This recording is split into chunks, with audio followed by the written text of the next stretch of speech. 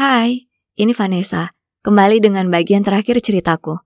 Jadi, cinta pertamaku Julian pindah ke Jerman. Dan karena aku merasa insecure, kami sudah lama tidak saling berhubungan. Lalu bertahun-tahun kemudian aku melihatnya di kampusku, sedang mengukur pohon favoritku untuk ditebang. Dia tidak mengenaliku, namun berkat dia, pohon itu terselamatkan. Dia berkata padaku, pohon ini pasti sangat berarti bagimu. Kalau tidak, kamu tidak akan berjuang sekuat tenaga untuk menyelamatkannya. Aku pernah punya pohon seperti ini, desahnya. Tolong terus lindungi pohon ini. Aku merasakan kepedihan di hatiku. Aku tahu yang dia maksud adalah pohon kami di rumah. Ini semua terasa sangat membebani. Di sana aku melihat cinta pertamaku, tetapi dia tidak menyadari siapa aku. Dan aku tidak bisa memberitahunya karena aku takut. Jika melakukan hal itu berarti aku akan kehilangan dia lagi. Setelah itu, aku tidak melihatnya lagi di kampus. Apakah dia tinggal di sini sekarang? Atau apakah dia berada di kota lain? Banyak sekali pertanyaan yang ingin kutanyakan padanya. Kemudian ibuku menelpon dan menyuruhku pulang pada akhir pekan. Aku tiba di sana dan menemukannya sedang menyiapkan makanan di dapur. Saat melihatku dia berkata, "Oh sayang, aku punya kejutan untukmu. Julian dan keluarganya kembali ke kota dan mereka datang untuk makan siang." Apa? Oh, tidak. Kenapa dia tidak memberitahuku lebih awal? Aku mulai panik. Apa yang harus kulakukan sekarang? Aku bergegas ke kamarku dan mencoba mencari apa saja yang bisa aku pakai untuk menutupi wajahku. Akhirnya, aku menemukan satu benda. Aku mendengar ibuku membukakan pintu untuk Julian dan keluarganya. Kemudian ibuku dengan riang berteriak, "Vanessa, di mana kamu sayang? Turun ke bawah. Julian ada di sini." Dan astaga, dia sangat tampan. Namun senyuman orang tuaku segera menghilang begitu mereka melihatku menuruni tangga. Mereka benar-benar berdiri di sana dengan mulut terbuka lebar. Ibuku tergagap. Vanessa, apa yang kamu pakai demi Tuhan? Ya, jadi satu-satunya hal yang bisa kutemukan untuk menutupi wajahku adalah topeng. Lebih parahnya lagi, ada wajah anjing yang tersenyum di atasnya. Aku tahu aku terlihat konyol, tapi setidaknya lupusku tertutupi. Berpikir cepat, aku bergumam, aku sedang flu dan aku tidak mau ada yang tertular. Lalu aku berbalik dan melihat Julian dan hatiku berdebar-debar. Dia menatapku bingung. Dia jelas tidak tahu cara mengambil aksesorisku. Ini sangat canggung. Kenangan terakhir yang dia miliki tentangku adalah aku tidak ingin melakukan video call dengannya lagi. Dan itu adalah 5 tahun lalu. Ini menyebalkan. Aku mengangguk padanya dan dia berbalas mengangguk padaku. Aku memergokinya menatapku. Pasti karena aku memakai topeng bodoh itu. Tapi kami sebenarnya tidak berbicara satu sama lain. Untung saja orang tua kami yang meneruskan pembicaraan. Tapi kemudian ibuku menyarankan agar kami semua pergi makan malam bersama besok malam. Mama, jangan lagi.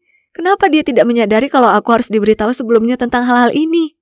Lagi pula, hal itu mudah baginya karena dia punya kulit yang terlihat sempurna. Untung saja keluarga Julian sibuk besok. Tapi mereka menyarankan untuk makan malam besok lusa. Makan malam tidak bisa dihindari, jadi aku harus mencari cara untuk menyamarkan wajahku. Jadi pada malam makan malam aku berlari ke bawah dan ibuku memelototiku. "Vanessa, apa yang kamu pakai? Kamu terlihat seperti Elton John." Jadi ya, aku memakai kacamata hitam fashion besar ini. Hanya itu yang bisa aku temukan secara online dan yang aku yakin akan tiba tepat waktu. Aku menjawab, "Ini adalah tren baru saat ini, ibu sudah terlalu tua untuk mengerti." Di restoran, Julian dan keluarganya menatapku dengan tatapan paling aneh. Tetapi aku bersikap seolah semuanya normal dan menyebutkan betapa enaknya makanan itu. Sejujurnya aku merasa sangat canggung dan hanya berharap acara makan ini akan segera berakhir. Semuanya menjadi agak lebih berlebihan, jadi aku keluar untuk mencari udara segar. Saat itulah Julian muncul. Awalnya dia hanya berdiri di sampingku dalam diam. Itu sampai pada titik di mana aku tidak tahan lagi, jadi aku berkata, "Sejak kapan kamu kembali ke sini?" Dia menjawab, "Sejak 1 bulan lalu." Merasa kesal aku menjawab, "Kenapa kamu tidak menelponku?" "Nes, kamulah yang tidak mau berteman lagi." "Oh tidak, kamu salah paham. Aku punya beberapa masalah cewek. Aku tidak bisa memberitahumu. Kau tahu, aku sangat kesepian di Jerman. Kau adalah satu-satunya teman yang aku punya." Suaranya memelan. Aku menjawab, "Aku tahu, aku bodoh sekali. Aku minta maaf, tapi kamu kembali sekarang. Bisakah kita berteman lagi?" Dia menatapku sebentar lalu tersenyum dan berkata, "Serius? Bagaimana aku bisa marah padamu sekarang? Maksudku lihat dirimu." Dan kemudian kami berpelukan. Aku akhirnya mendapatkan sahabatku kembali, tapi ini tidak cukup bagiku. Melihatnya lagi membuatku sadar kalau aku masih mencintainya bahkan setelah bertahun-tahun. Wajahkulah masalahnya. Aku yakin saat melihat diriku yang sebenarnya, dia akan lari ke bukit. Setelah itu Julian dan aku saling mengirim pesan. Tapi kemudian dia mengajakku berkencan. Pada awalnya aku sangat bersemangat, tapi kemudian kenyataan ini menyadarkanku. Aku memakai gaun tercantikku, tetapi saat aku berdiri di depan cermin, yang kulihat hanyalah pipiku yang merah cerah. Mungkin sebaiknya aku mengambil resiko saja. Mungkinkah dia akan mengerti dan tetap mencintaiku? Maksudku, kecantikan dari dalamlah yang penting, ya kan? Tapi tidak, aku tidak bisa melakukannya. Jadi, aku membalas pesannya, mengatakan kalau aku tidak bisa berkencan dengannya. Tapi dia terus bersikap gigih. Pada akhirnya aku kehabisan alasan sehingga pada akhirnya aku harus setuju. Oke, jadi sekarang apa? Aku tidak bisa terus memakai topeng dan kacamata hitam. Lalu aku punya ide. Bagaimana dengan makeup? Aku tahu ini bisa memperburuk kondisi kulitku, tapi ini darurat. Aku merias wajahku tapi ruamnya masih terlihat. Jadi aku memakainya lebih banyak lagi dan aku mirip Billy the Puppet dari film Saw. Lalu ada ketukan di pintu. Oh, tidak. Dia sudah ada di sini. Oh, baiklah. Kuharap dia suka film horor. Saat melihatku, Julian tampak agak kaget tapi dia berusaha bersikap seperti biasa. Restoran yang kami kunjungi sangat bagus, tapi setiap kali dia menatapku, dia harus berusaha sekuat tenaga untuk tidak tertawa yang pada akhirnya membuatku ingin tertawa juga.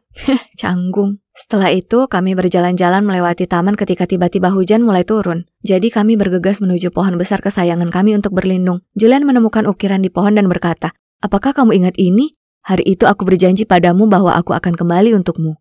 Lalu dia berbalik ke arahku, menarikku ke arahnya, wajahnya mendekat dan ya Tuhan, apakah dia akan menciumku? Tapi kemudian dia berhenti dan berkata, "Oh Nes, makeupmu luntur, aku punya tisu. Biarkan aku membersihkan wajahmu." Tunggu, apa? Oh tidak, jangan sekarang. Aku panik, aku tidak tahu harus berbuat apa. Jadi aku menyembunyikan wajahku dari Julian dan berkata, "Jangan lihat aku, bisakah kamu pergi?" Bingung dia bertanya, "Apa? Kamu bertingkah sangat aneh. Apa yang salah?" Lalu dia mencoba menatap wajahku. Aku mendorongnya menjauh dan berkata, Tidak, aku baik-baik saja. Aku baru saja mengalami masalah wanita." Tapi Julian terus memaksa, jadi aku ketakutan dan lari ke tengah hujan. Dia berlari di belakangku sambil berteriak, "Vanessa, berhenti!" Aku terus berlari namun kemudian aku tersandung dan wajahku terjatuh ke dalam kubangan lumpur. Oh, bagus. Seluruh wajahku berlumuran lumpur dan lututku berdarah sehingga aku tidak bisa berdiri. Julian harus membantuku berjalan pincang ke toko obat terdekat dan membeli beberapa perban dan betadine untuk membersihkan lukaku. Aku duduk di bangku, merasa seperti anak anjing yang terluka ketika dia mengeluarkan tisu dan mulai menyeka lumpur dari wajahku.